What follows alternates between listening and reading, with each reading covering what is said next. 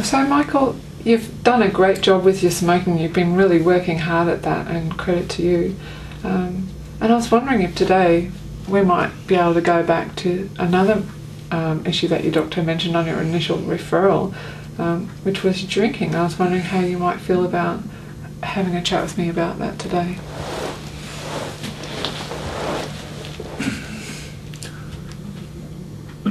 No way, no.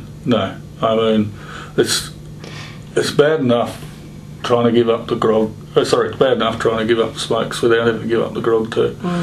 I mean, it might just as well be, living in a convent or a monkery, So no, forget it. I mean, that's bollocks. It hasn't gone as far as that yet.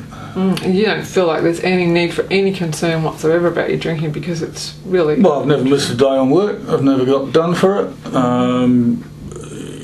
I don't have blackouts or anything. I don't get into fights. I'm not 10 foot tall and bulletproof. I mean, if they want to help people with grog problems, there's far better people than me to bloody well interfere with about it. I mean, what else am I going to do? I've got no bloody vices whatsoever. Yeah, it feels like need something to enjoy. So no, forget that. I mean, it's no way. No, it's not something I feel I need to deal with. And from your perspective, it's not even interfering in your life. You still can go to work. It's not causing any great problems in your relationship. It's not getting you into fights. It's not really causing any problems at all. So why bother? Why would you? Well, it's just it's the quack being a bit of a difficult to bloom and talk about these quacks, isn't it? I mean, there's a certain amount that they're good for, but they call it a practice, don't you? That's because they're no bloody good at it. You don't feel that confident. Practice. I don't think that what I have is a problem. I mean, I could quit tomorrow if I wanted to. I enjoy it. I like it. It's an important part of your life. Why would I bother? Right. But So you don't have any real concerns about your drinking, but your GP does. What did he say about it? Oh, he's just farting on about the liver. I mean,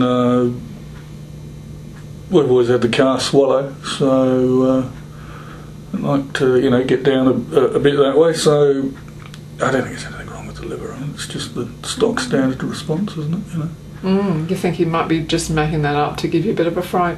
I never tell with these people. No, I've got enough on my bloody plate with the smokes without worrying about grog. It feels like hard enough work for you at the moment. God, yeah. Yeah. And so there isn't any need to talk about your drinking at all. That would be a waste of our time, is that what you're saying?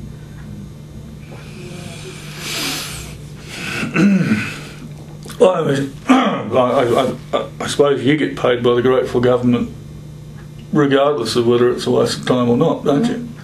But I don't see it's going to do me any good. Well, I guess I'm not here to tell you what to do, and I'm not here to make decisions for you either. I'm simply here to discuss both sides of your drinking if that's something that you're interested in doing.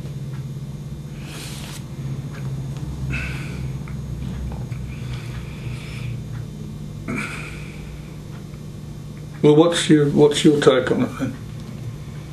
Well, I'm not sure that I know enough about your drinking to really have a take on it. I'm interested in your take on it, so maybe you could tell me a bit more about how drinking fits with your life. Which is really exactly where I came in, saying that I didn't really think there was any point in talking about it. But I mean, all right, if you really want to know the long and the short of it, I enjoy a little bit of top shelf. I enjoy just my beers. Don't really care about not going down the park with a goon or anything. A few with the lads, I suppose. You like a bit of variety in your drinks, and it's something you do to be social? Well, it's social, yeah. I mean, no one wants a bloody wowser, do they? You know, that's part of the problem. I mean, bad enough giving up smoking. Half my bloody friends aren't talking to me now because of that. You would have thought you'd get some support from them, but you bloody well don't, do you? They reckon you've gone over the other side, you know. What are you supposed to do about that? It's hard to be around people that understand you when you make changes like that, and you've noticed a big difference in your friendship circle just from quitting smoking. Yeah, well, what to do if I quit drinking as well? It'd be hard to imagine what that would be like. I don't want to quit. I don't need to quit. Everybody goes out and does a few beers. I mean, why make any? You know, I mean. And like I said, that's entirely up to you. I'm not here to tell you that you have to quit. I mean, what would you?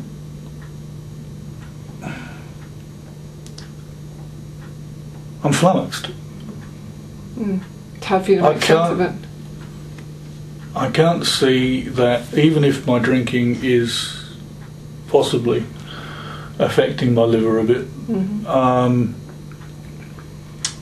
I mean, I really wouldn't know where to start in, you know, doing anything about it. I mean, no. So even if you did decide to change, it would be hard for you to know which way to go. Yeah. Well, what sorts of things would make you want to change? I mean, you mentioned your liver. Would there be any other reasons to change? No, I can't. I don't see any particular thing. What are we going to do? Go and join a sect or something? Feels like that would just be so boring for you, and you'd have nothing left in life that would be enjoyable at all. Probably not as important as the smoking was. So that could probably be. It might make it easier, I suppose, but not at the moment.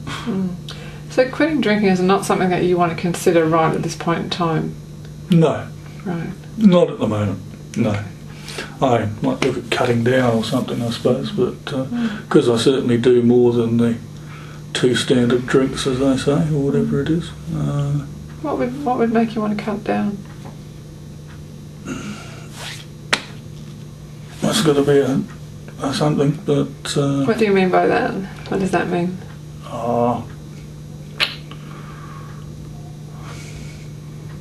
I could certainly I could try and would help with getting fitter after giving up the smoking, wouldn't it? So it would be good for you health-wise and lose a couple of kilos, is that what you mean? Right. And that's important to you? Well, you've got to keep a bit of a look about you, haven't you? You know? I mean, if you're not going to be smoking and you're not going to be drinking, you've got to have something to stand out a little bit, haven't you? You know, a bit well buffed or something. You know? But, so your physical appearance is something that is important for you to keep? Yeah. I mean, I don't want to end up with these blotchy eyes or bloody, you know, nose like bloody Rudolph. And what you sounds like what you're saying is that cutting back would help you to make sure that you don't end up like that.